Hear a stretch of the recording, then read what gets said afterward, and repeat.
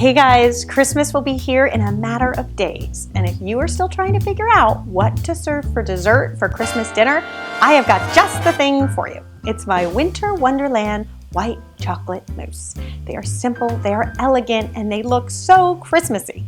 So here's my philosophy when it comes to Christmas dinner dessert. By the time you get to serve it, you have created Christmas Eve dinner, Christmas breakfast, Christmas dinner. By the time you get to the dessert, you're pretty wiped out. So you need something really easy and simple. At least I do. And this is what I'm going to be serving for my Christmas dinner dessert. So we're first going to begin by melting some white chocolate. All you want to do is just break it into pieces and put it in a large microwave-safe bowl. This is the easiest way to do it. Now, if you don't have a microwave, you could use a double boiler. That would work too. I just love to melt it in the microwave because it's so quick and easy, and one less dish you have to wash. Now, one tip when it comes to the white chocolate, it is a lot sweeter than regular chocolate, so if you have the choice between the white chocolate bars or the white chocolate chips, go with the bars because they tend to be a little less sweet. I think because they're typically used for baking, or the chips maybe people are putting in cookies and need the extra sweetness, but if you have the choice, go for the bars. It works a little bit better for this recipe. Now, the next step of the process is to add our egg yolks.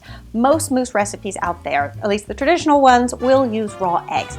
Now, I know that there are health risks associated with using raw eggs, especially the egg yolks, because they tend to be the most susceptible to bacteria. So I don't take any chances when it comes to the yolks. I like to use the egg product. It works just as well, and the nice thing is it's already pasteurized. So the pasteurization process heats the egg to such a degree that it kills the bacteria. So I just feel like it's a safer way to go.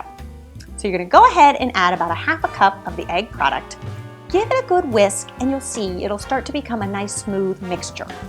Now the next thing we're going to add is a little bit of cognac. Now if you don't drink, you could definitely leave it out. It'll still be just as good. But here we're a French-American family, so it wouldn't be a mousse without a little bit of cognac. So we go ahead and add about a tablespoon.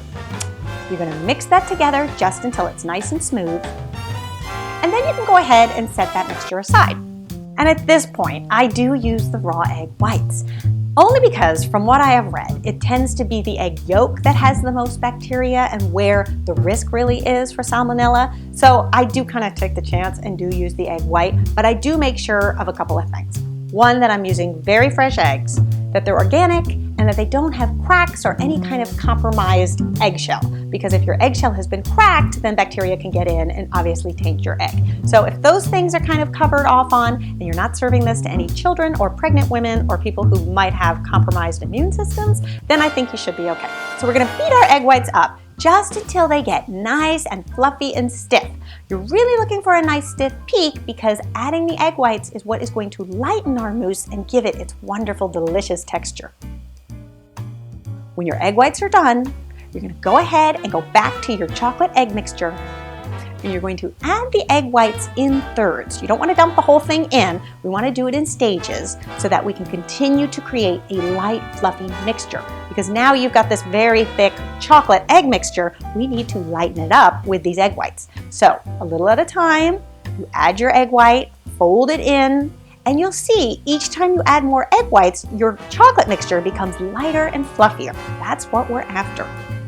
Once you've added all your egg whites, you want to clean out the bowl of your mixer and your whisk. Make sure that they're nice and dry, and then add 2 cups of heavy cream, a teaspoon of vanilla, and a tablespoon of powdered sugar. Beat that up just until you get nice stiff peaks. Then when your whipped cream is done, you're going to take a third of the mixture, transfer it to a pastry bag fitted with a round tip. I like the round tip because I find that it makes a really fun little mound on top of the mousse when it's done, and it looks kind of like a little mound of snow. Then, we're not going to use this whipped cream right away because it's for our garnish. So one of the things that I like to do is take my gravy boat and prop up my pastry bag. It seems to work really well to just kind of keep it upright, but you also could use a coffee mug or a little Pyrex pitcher, anything to kind of keep that pastry bag upright while you prep the rest of the ingredients. Then you're going to take the remaining whipped cream and we're going to fold it into our new chocolate egg white mixture. You're going to do basically the same thing, a little bit at a time, lightening that mixture as you go. Once you add all of your whipped cream, you will see you'll start to have this beautiful, voluminous white chocolate mousse mixture. Now, you might be thinking this doesn't look like it has the consistency of a mousse, and it doesn't yet. That's where the refrigeration will come in. So we are going to refrigerate these for at least 4 hours, if not overnight. If you have it, it's better, because that's what's going to help the mousse set up and actually turn into a mousse-like texture. Now, when it comes to finding the right vessel for your mousse, here are a few suggestions. I love to use my grandmother's vintage champagne glasses because I rarely have the opportunity to use them, and I think they're so beautiful and so festive, and they just make me think of her every time around the holidays when I want to do something kind of fancy schmancy. You could also use a martini glass, a wine glass, a margarita glass, or even a little teacup could be fun too.